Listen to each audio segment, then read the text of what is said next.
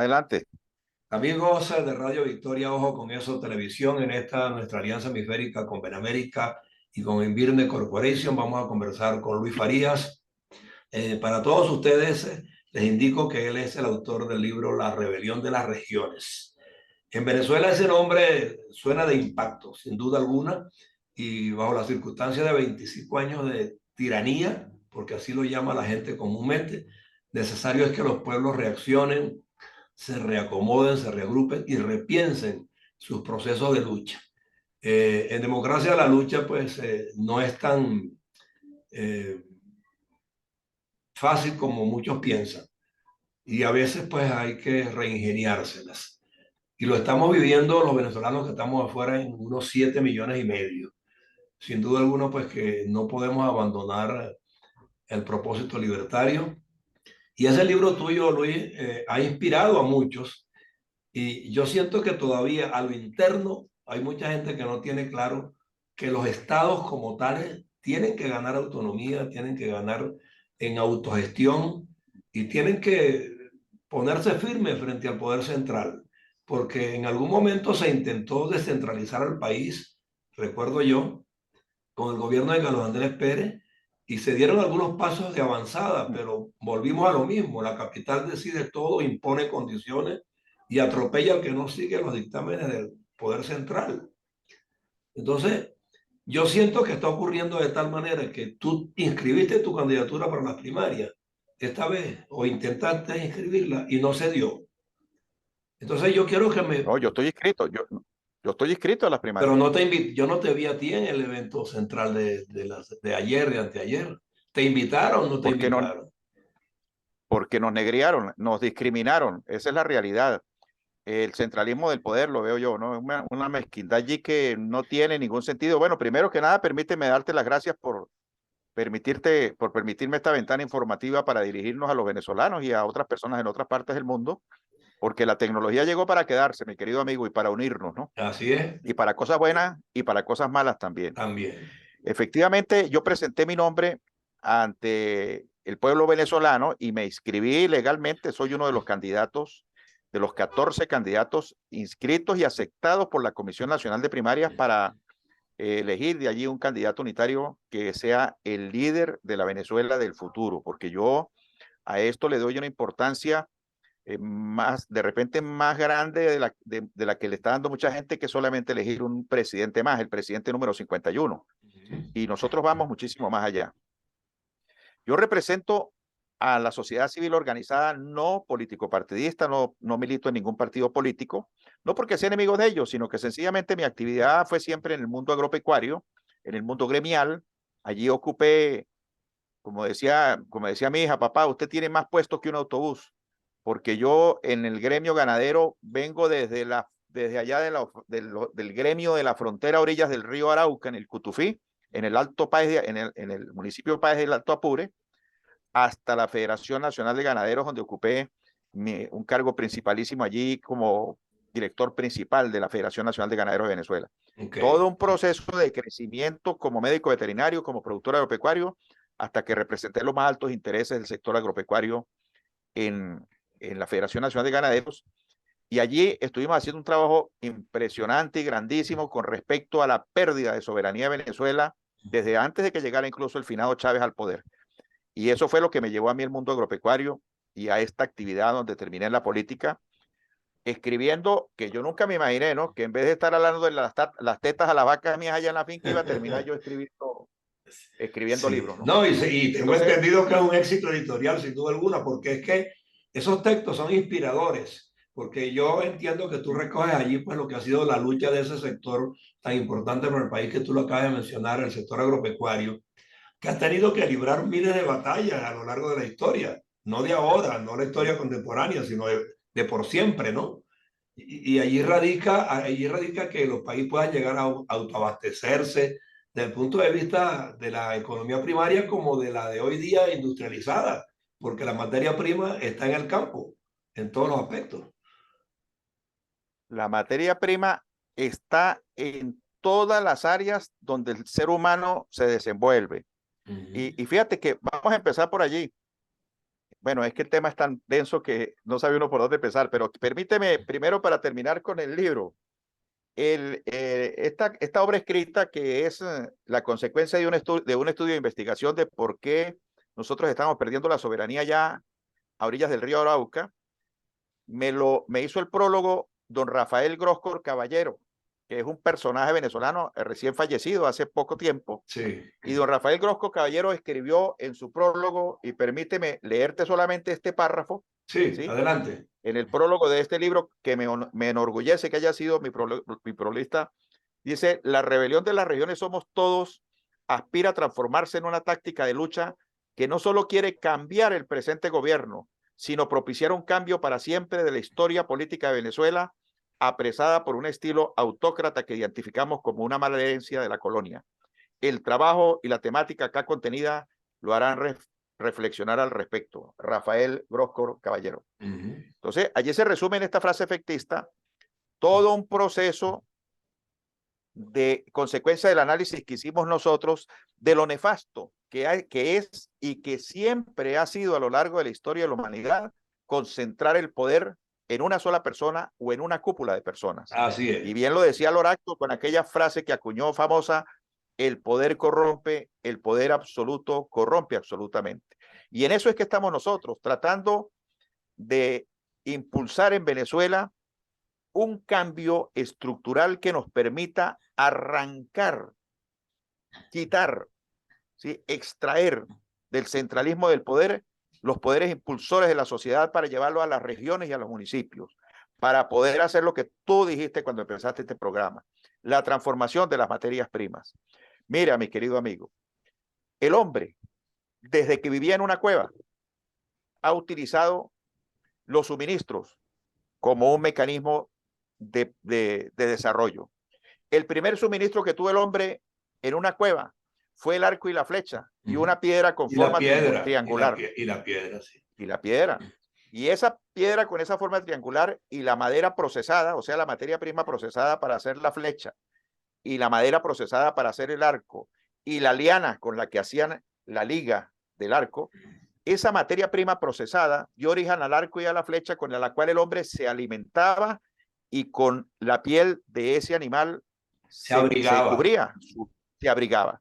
Entonces, fíjate tú, desde esa época, los suministros siempre han estado y van a estar presentes en la vida de la humanidad. ¿Qué le pasa? Se me congeló un poquito tu imagen allí, tu audio no se oye. La señal. Algo A lo pasó. largo Ajá. de 213 años de vida republicana, con 50 presidentes centralistas del poder y con 26 constituciones o 26 pactos sociales que se han hecho de arriba hacia abajo, del poder hacia abajo, y que siempre han buscado concentrar la fuerza alrededor o el poder alrededor de esas cúpulas, es lo que nos tiene a nosotros sumidos en la miseria. Y nosotros tenemos acá en este trabajo, en parte del desarrollo de él, un hilo histórico, mi querido amigo, donde mostramos los 50 presidentes a lo largo de 217 años de vida republicana. Y en esos 217 años, préstame atención a esto, solamente hemos tenido 20 años de paz y prosperidad, referidos al pacto de Punto Fijo entre el 58 y el 78. Del 58 hacia atrás, hasta 1811, Venezuela vivió en una turbulencia permanente, una época militarista básicamente de la historia republicana de Venezuela, donde hubo 26 presidentes militares que han gobernado Venezuela 177 años. Después del 58 hasta el 78 vino la época de la democracia de los partidos en Venezuela, el famoso pacto de Punto Fijo. Y fue lo mejor que nos ha pasado. Gobernamos durante 20 años y hubo índices de crecimiento macroeconómico, paridad cambiaria, estabilidad monetaria, crecimiento, se hicieron carreteras, puentes, electrificación, educación. Pero ese proceso de crecimiento de la época democrática y civil de Venezuela comenzó a hacer aguas en 1978 y esa burbuja reventó el 23 de febrero de 1983, el famoso Viernes Negro. Y de allí para acá nos vinimos en decadencia, en una decadencia continuada, leve pero continuada, hasta el 98, cuando irrumpió en la escena política el finado Hugo Chávez, ofreciendo corregir la causa de la crisis, pero resulta que no corrigió nada. La profundizó a los niveles de caos que tenemos actualmente. Entonces, si tomamos Luis, en referencia... Sí, Luis, tú estás hablando de 20 años fundamentales en el crecimiento y progresismo en Venezuela. Y fue de tal naturaleza que yo estaba recordando en estos días con un amigo común nuestro, con Héctor Azócar, las corporaciones regionales de desarrollo, que de alguna manera iban en esa dirección que de repente tú tratas de plasmar en tu libro. Las regiones como tales empezaron a revelarse cuando tuvieron autonomía a través de esas corporaciones para diseñar planes y programas, para exigir los presupuestos adecuados, para impulsar los servicios necesarios y para de alguna manera llevar la academia a todos los rincones del país. Y esas corporaciones de desarrollo, este régimen también las desapareció, que eran un puntal importantísimo para canalizar iniciativas favorables al bienestar común. Entonces, yo no sé si en este momento en tu libro están recogidos esos capítulos de las corporaciones regionales, pero si no están, de todos modos yo creo que en esta coyuntura que se pretende un cambio político, los candidatos tienen que proponer o formular iniciativas parecidas para que ese libro tuyo tenga pertinencia. La rebelión de las regiones. Bueno, nosotros vamos más allá, porque fíjate tú que después del 78, el finado Chávez llegó al poder, fue 20 años después, en el 98, Sí. y ya Venezuela venía en decadencia, que es donde nosotros queremos hacer énfasis. ¿Qué pasó allí? ¿Por qué Venezuela, desde 1900 hasta 1998, que fue cuando llegó el finado Chávez al poder, 98 años extrayendo petróleo, 98 años viviendo de la renta petrolera? ¿Por qué Venezuela en ese momento tenía 54% de pobreza según el Banco Interamericano de Desarrollo? Algo veníamos haciendo mal. Sí. Para que eso fuera el saldo de entrega de eso. Entonces, ¿qué hizo Chávez? Se montó en ese descontento, accedió al poder ofreciendo solucionar eso y resulta que no lo solucionó.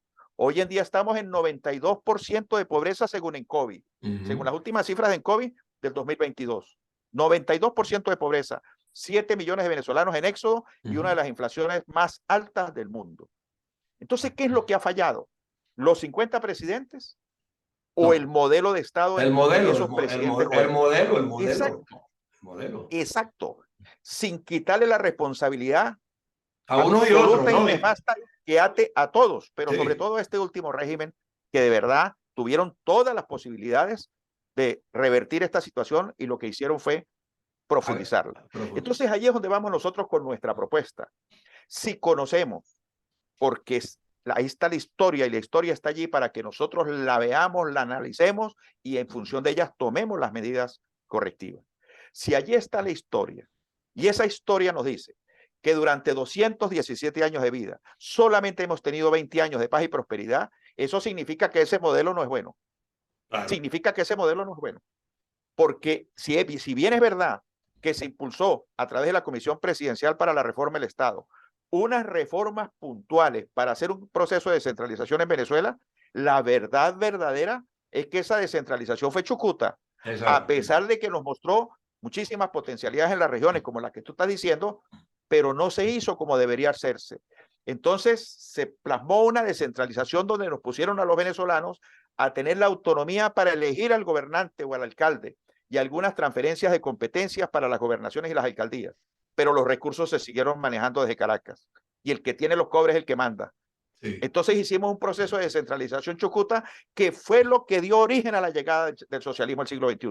Claro. Ese descontento que generó ese proceso de descentralización chucuto, que iba en buena dirección, pero que fue chucuto, fue lo que dio origen a la llegada de Chávez al poder, y esa llegada de Chávez al poder fue nefasta para la República, porque mire dónde estamos. Sí. 7 millones por fuera, la inflación más alta del mundo y la gente comiendo basura en las calles. Entonces nosotros estamos apuntando es allí, mi querido amigo, de que nosotros si queremos realmente solucionar esta situación, tenemos que hacer el diagnóstico adecuado de la crisis. Echémosle toda la culpa que queramos a Maduro y a Chávez, porque bastante culpa que tienen. Claro. Pero además de ellos, tenemos que cambiar el modelo de Estado federal de poder centralizado, militarista y estatista, de poder ilimitado que heredamos desde la época colonial, si queremos realmente solucionar el problema de la crisis venezolana. Y ese planteamiento es el que estamos haciendo nosotros en nuestro movimiento ciudadano, que repito, no es político partidista. Porque este problema venezolano, mi querido amigo y mis queridos venezolanos, no se soluciona solamente cambiando un presidente por otro. Si nosotros solamente llegamos ahorita y cambiamos este régimen porque lo vamos a cambiar y montamos a cualquiera de los candidatos que hay, si ese candidato no tiene la claridad meridiana suficiente para entender que llegó allí para producir un gran cambio en Venezuela, que no es solamente reducir 6 años de la presidencia a 4, o que nombrar nuevamente un representante de las regiones en el futuro Senado bicameral, que son los planteamientos que más se oyen. Sí. Eso no soluciona el problema. El problema lo soluciona es teniendo autonomías regionales, no un representante del Táchira en Caracas. No, es que nos vayamos al fondo del problema, que nos vayamos a la solución estructural del problema. Ese problema no se resuelve pasando de 6 años a 4 años a la presidencia de la República. Se resuelve limitándole el poder al presidente de la República, que es diferente, al que venga y a todos los que estuvieron anteriormente que tenían un poder ilimitado y una vez que se montan en el poder se transforman como un elefante dentro de una vidriera. Sí. Ese poder es el que tenemos que limitar los ciudadanos.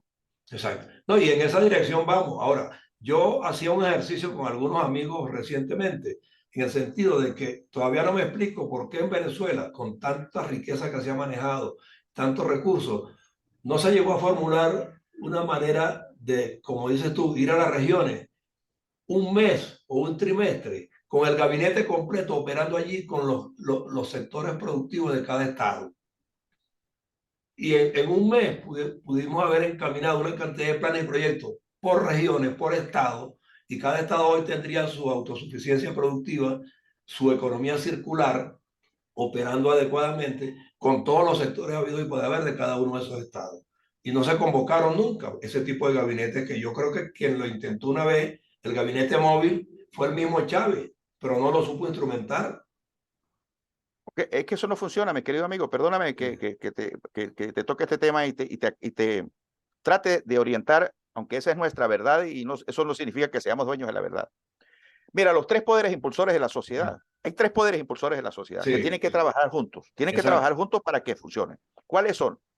El poder político territorial para tomar las decisiones en el sitio. El segundo es el poder económico para generar riqueza en el sitio. Y el tercero es el poder educativo e investigativo para generar los conocimientos necesarios a los habitantes del sitio. Exacto. Esos 3 poderes juntos explotan la fábrica de hacer ricos. ¿Por qué?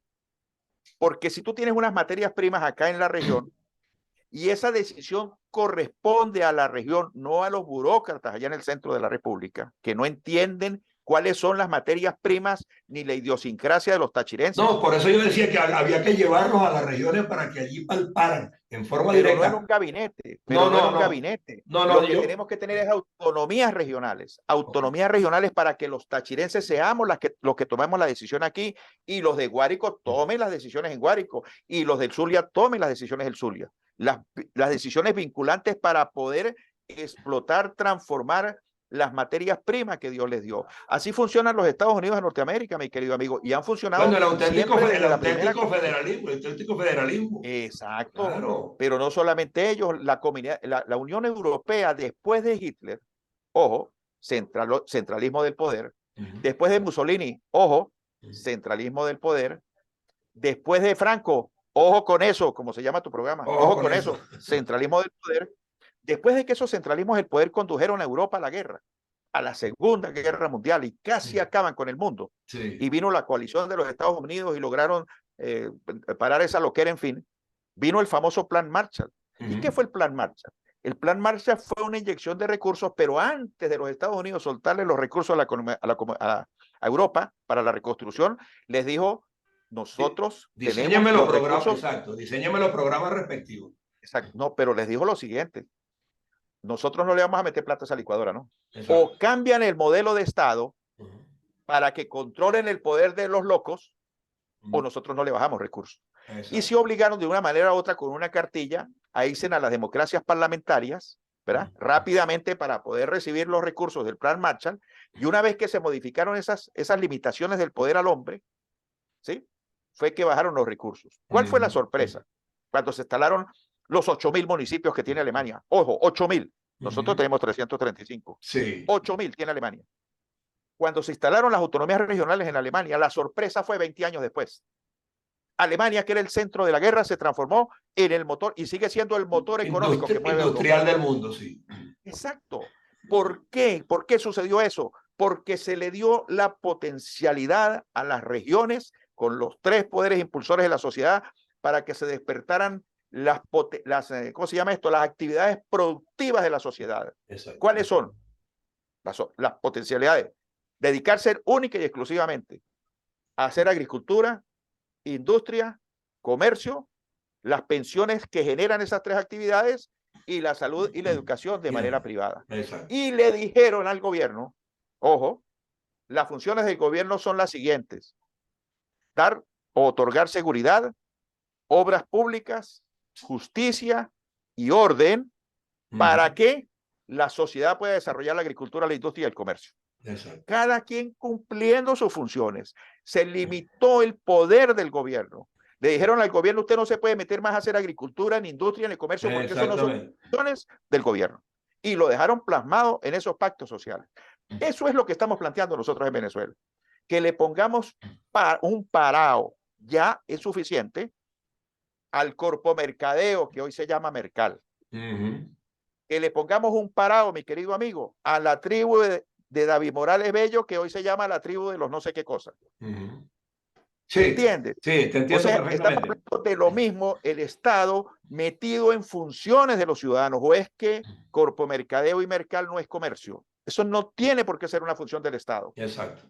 El gobierno tiene que estar para dar seguridad, obras públicas, justicia y orden, y salud y educación para los más vulnerables, en combinación con la sociedad productiva, que también tiene que hacer salud y educación de manera que es la que le va a abrir espacio a eso que está formando. Exacto. Exacto. Entonces, si nosotros plasmamos eso perfectamente en un nuevo pacto social que emerja, a diferencia de los 26 que hemos tenido, que emerja de abajo hacia arriba, que sea la base misma de la sociedad, en Achaguas, en San Juan de las Galdonas, en Pregonero, en La Grita o en Machiques, que emerjan de allá abajo hacia arriba esas autonomías regionales, esos municipios fuertes, esa descentralización de la salud, de la educación, de la vivienda, de la seguridad, de la justicia.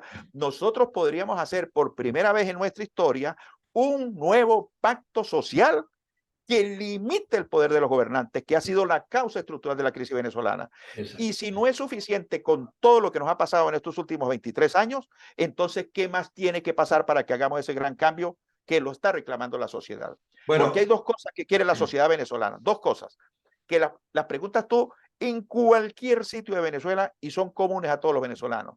La primera es salir del régimen, pero la segunda es no volver al pasado. Exacto. Y no volver al pasado significa, mi querido amigo, que tenemos que reemplazar ese obsoleto modelo de Estado centralista y militarista que nos trajo a esta caótica situación.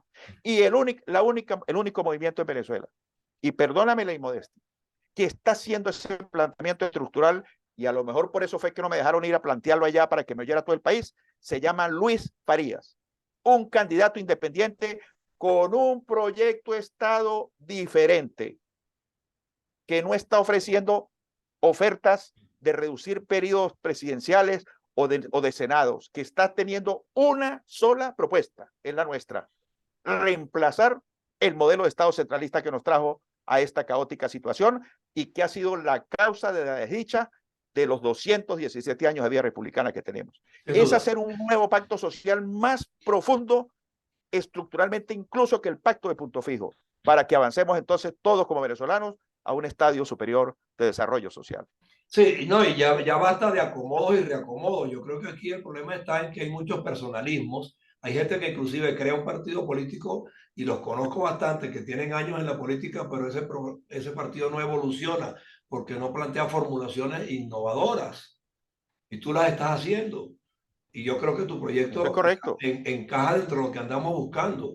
Un país que de alguna manera fortalezca las regiones, se enrumbe hacia el progreso de la economía circular, que yo la llamo así, hay otros que dicen las especificidades de cada estado. Bueno, como lo quieran poner, el caso es que cada región tiene su La nombre. sociedad productiva, La sí. sociedad productiva, Exacto. definitivamente. Y la que tiene la potencialidad en pesca la tenga, el que la tiene en turismo la tenga, el que la tiene en ganadería la tenga, pero con el fortalecimiento y el apoyo financiero y estructural y jurídico necesario para que eso se fortalezca en el tiempo y no se pierda el rumbo nuevamente, porque el problema es que vamos a recuperar la democracia y vamos a tener adentro una cantidad de patiquines que no aportan ideas, que no aportan nada y siguen de alguna manera disfrutándose el poder.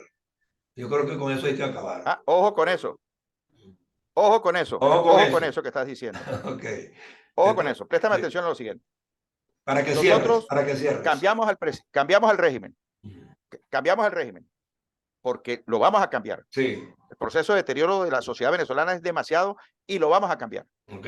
¿Qué pasa si nosotros no hacemos ese cambio? Aquí está la historia para que la miremos, ¿no? Nos va a pasar lo mismo que le pasó a los nicaragüenses con Violeta Chamorro. Exactamente. Violeta Chamorro sacó del poder a Daniel Ortega. No hizo los cambios y Daniel Ortega los hizo y ahí Volvió. los está matando. Ahí está. Tenemos otro ejemplo. Tenemos otro ejemplo cercano.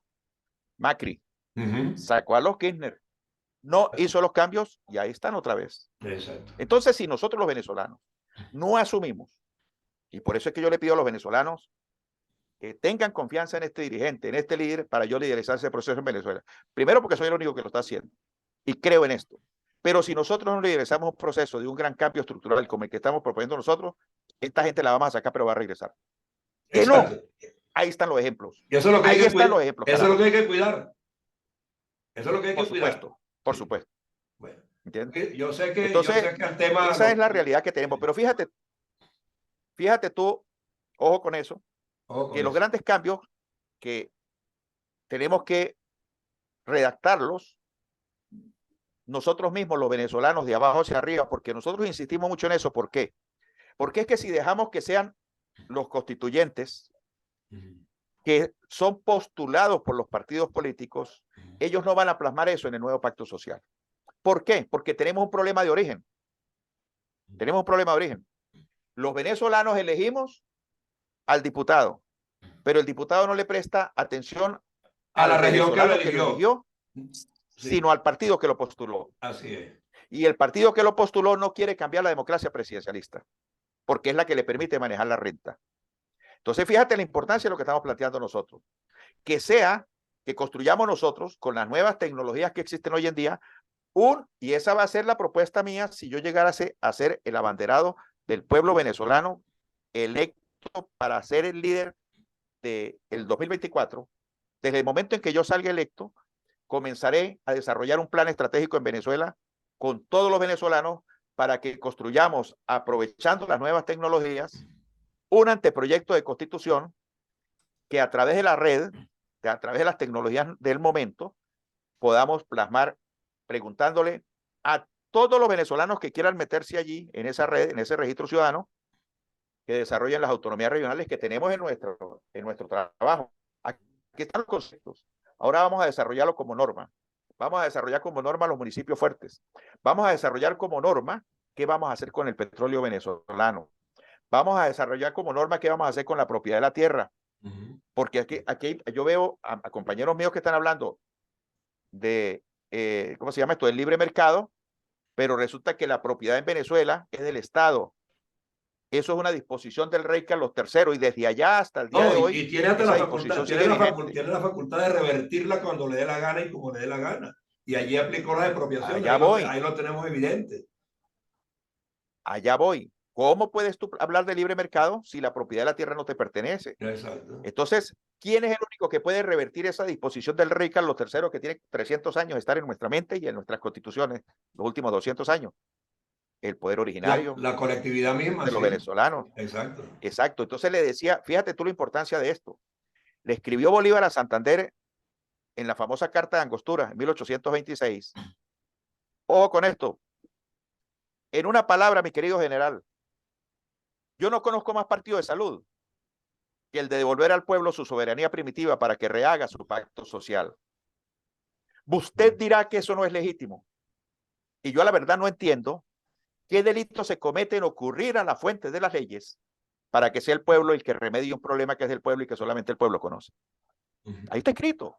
Está escrito. Si Sí. nosotros sabemos que el mal estructural que tenemos es la concentración de poder en cúpulas, ¿por qué no vamos a la fuente de las leyes a través de la tecnología del momento y redactamos nosotros mismos entre 500,000, 1,000,000 de venezolanos la nueva norma que nos va a regir a todos como sociedad, donde plasmemos las autonomías regionales, donde plasmemos el límite al poder del gobernante, porque el que da el poder es el pueblo? Entonces, nosotros decimos, como dijeron en Europa, o como dijeron los norteamericanos cuando hicieron la Constitución, y la única que han tenido, le ponemos límites al poder del hombre. Usted lo vamos a elegir nosotros gobernantes solamente para que nos dé o nos otorgue seguridad, obras públicas, justicia y orden. Pero Y vigilado, salud y educación. vigilado, y no se dejan vigilar. Punto. Es punto. Punto. Más nada. Y así hicieron los Estados Unidos los norteamericanos en su primera y única constitución. Le pusieron límites al poder del hombre. ¿Y de dónde sacaron eso los norteamericanos si eso lo hicieron hace 300 años? Y aquí va parte de la historia, permíteme que te la diga rápidamente, y ojo con eso. Ojo con eso. Es lo siguiente. Los norteamericanos fundaron a los Estados Unidos de Norteamérica basados en la Biblia, ¿verdad? Y se fueron al decálogo del gobernante, que yo invito a las personas que nos están oyendo que se metan en Google y busquen origen bíblico del Estado moderno. Ellos basados en la Biblia, que dice del decálogo del gobernante, el poder del hombre hay que limitarlo, porque como yo les di el libre albedrío para que hicieran en la tierra lo que quieran, si ustedes le dan mucho poder al hombre, él va a pasar por encima de ustedes y los va a tiranizar. Entonces limiten ustedes mismos el poder del hombre. ¿Ok? Los Estados Unidos de Norteamérica limitaron el poder del hombre en la Constitución. Por eso es que nosotros vemos que el poder en Estados Unidos está distribuido y está limitado. Hay autonomías regionales y el hombre más poderoso del mundo, que es el presidente de los Estados Unidos de Norteamérica, en su país no puede hacer lo que le da la gana. No puede hacer lo que... Bueno, lo estamos viendo ahora con el juicio a Trump. Exacto. Entonces eso es lo que estamos planteando nosotros, que seamos los venezolanos los que le digamos a nuestros gobernantes, a partir de este pacto que emergió de abajo hacia arriba, y a partir de hoy en que aprobemos ese nuevo pacto, usted solamente va a hacer seguridad, obras públicas, justicia y orden, y salud y educación para los más vulnerables. Punto. Si usted se me sale de ahí, lo raspamos. Bueno, y ese orden lo vamos a ir poniendo aquí grano a grano, semana a semana o una vez al mes, como tú resuelvas estar con nosotros en Ojo con Eso, Televisión y Radio Victoria, a través de esta alianza hemisférica, porque queremos que este mensaje cale no solamente en Venezuela, sino en América Latina, que se está contagiando igualmente de las mismas modalidades de gobierno autocrático. Y hay que ponerle un freno a eso a nivel hemisférico. Entonces estás invitado pues, a que sigas formando parte con nosotros de estos contenidos en Radio Victoria Ojo con Eso, en esta alianza con Benamérica y con Invirde Corporation. Tú me dirás luego, tienes mi teléfono, cuándo, cómo, de qué manera quieres estar, si un segmento diario, semanal, lo puedes grabar y me lo manda, o hacemos el tú a tú como lo estamos haciendo hoy, o con otros participantes, pero es cuestión de que este tema se debate en profundidad, porque la rebelión de las regiones está registrada en tu libro, y yo creo que es necesario que los venezolanos, donde quiera que estemos, adentro y afuera, conozcamos su contenido y sus perspectivas. Así que te agradezco mucho el tiempo en el día de hoy. Luis Faría. Bueno, te agradezco también la oportunidad que nos diste y le invito a tus oyentes a que nos sigan en nuestras redes. Mi Twitter es @ValoFarías. Mi Instagram es @ValoPisoFarías, y que visiten nuestra página web, La Rebelión de las Regiones Somos Todos.org, donde está este libro de manera gratuita.